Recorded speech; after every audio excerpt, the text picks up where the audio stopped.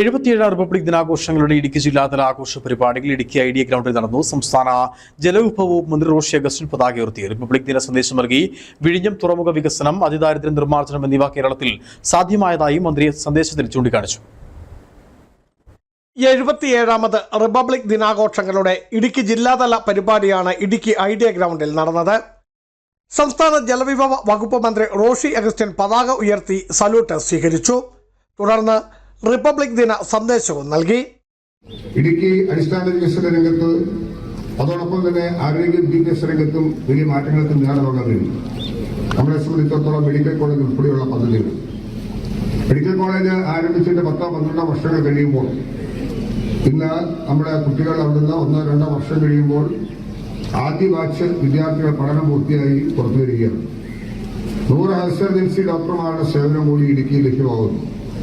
100ലധികം ഡോക്ടർമാരുണ്ട്. പരാധീനതകളും ബുദ്ധിമുട്ടുകളും നിറഞ്ഞ ഈ ഗ്രാമീണ പ്രദേശത്ത് ഒരു മെഡിക്കൽ കോളേജ് സായുധമായി കൊണ്ടുപോകുമ്പോൾ ഉണ്ടാകാവുന്ന സ്വാഭാവിക ബുദ്ധിമുട്ടുകൾ അനുഭവപ്പെടുന്നുണ്ടെങ്കിലും ഇന്ന് ഒട്ടേറെ ആൾക്കാർക്ക് ആശ്വാസം കൊടുക്കാൻ അത് ഹെൽപ്പുള്ളതായി മാറി എന്നുള്ളത് ഏറ്റവും സന്തോഷകരമായ കാര്യം തന്നെയാണ്. ബാൻഡ് സംഘം ഉൾപ്പെടെ 18 പ്ലറ്റൂണുകൾ റിപ്പബ്ലിക് ദിന പരേഡിൽ അണിനിരന്നു. പോലീസ്, വനംവകുപ്പ്, excise, NCC, students police, scout and guide എന്നീ വിഭാഗങ്ങൾക്ക് പുറമെ Kattappana government college, Kulamavu Jawahar Navodaya Vidyalaya, MRS Painavu, saint George high school Vazhathoppu, SNHSS Kanjikuzhi, saint Mary's HSS Murikkassery എന്നിവിടങ്ങളിലെ വിദ്യാർത്ഥികളും പരേഡിൽ അണിനിരന്നു.